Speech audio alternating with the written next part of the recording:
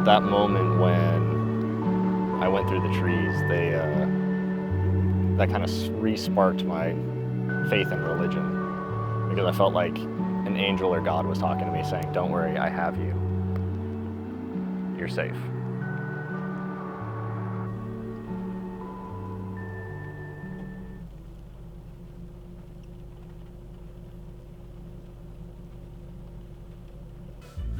These feds not hers like Phineas. Yeah. I don't need breaks, no recess. Yeah. They're playing checkers, we're playing chess. Yeah. Early 20s. I was kind of known as a wild child. My nickname was Hollywood because I was just flamboyant and extravagant. And when I was 20 years old, I made the mistake of drinking and driving. Ended up getting a DUI from that.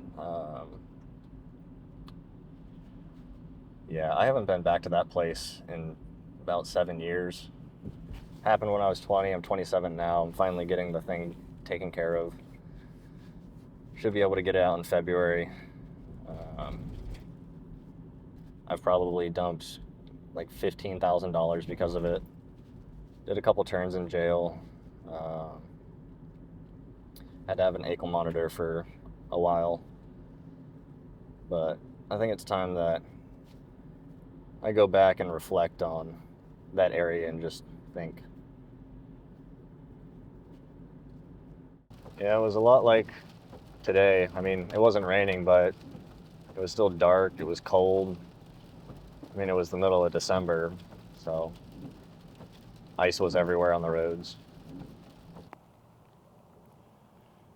Yeah, so I ended up blacking out, and I came to in my car doing 102 miles an hour coming down this straightaway. And I hit some ice because when I started turning, my car just slipped from under me. And it was either going face first 102 miles an hour into that guardrail or shoot between those two trees. And so, me having no fear, I shot the trees. The ambulance took me to the hospital. They ran a bunch of, scans and tests. I had a full-on neck brace on. They had all the IVs coming out of my arm. And my mom and sister ended up being the ones who showed up.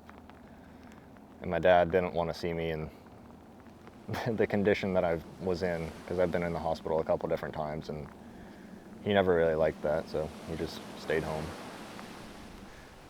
When I ended up crashing onto the beach, it was luckily low tide, because if it was high tide like it is now, I probably would have drowned and I wouldn't be here.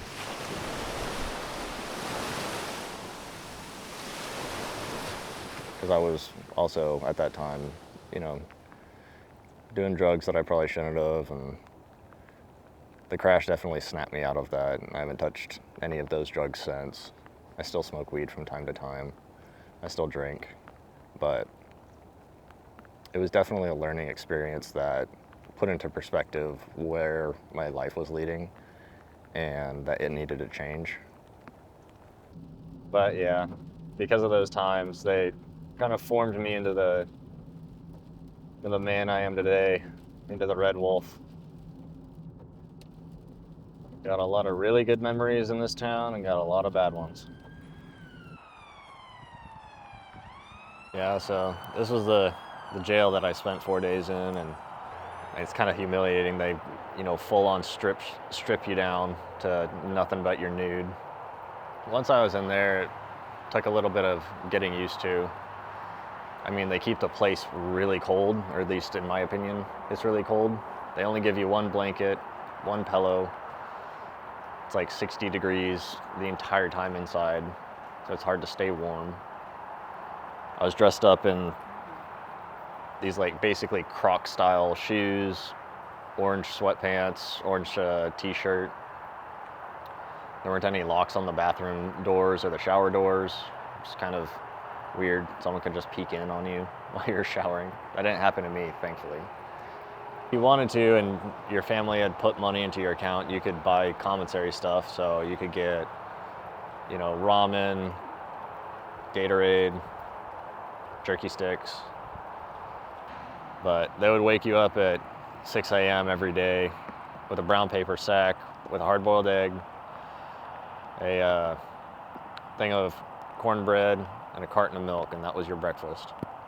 But yeah, 4 days in jail is definitely, it seems a lot longer than it actually is because you don't really have a way to tell time or anything like that. The only way to pass time is by playing board games, sleeping, or reading a book. But after I got out, my phone was dead because I had been in for 4 days and had no way of charging it. And so I ended up walking down to my mom's school, and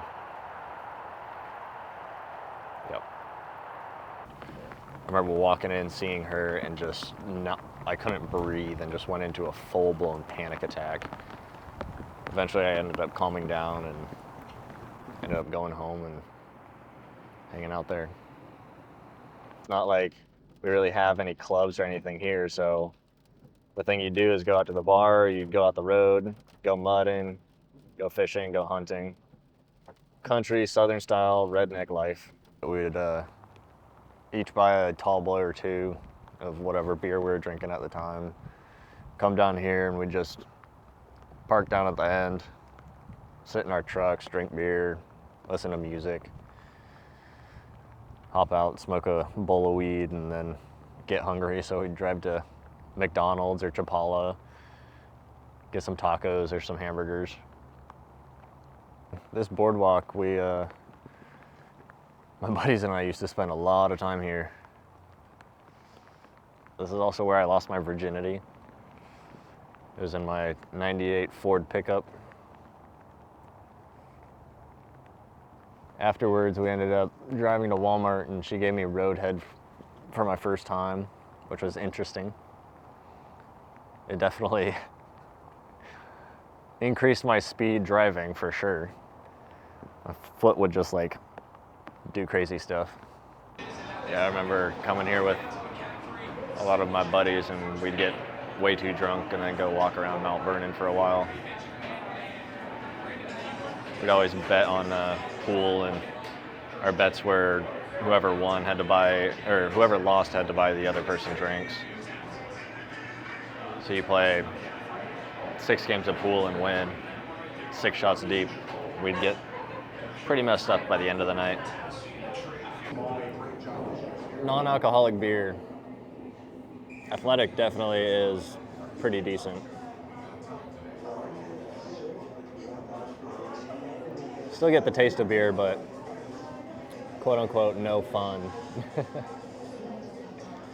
But learning how to have fun without alcohol is definitely a good thing.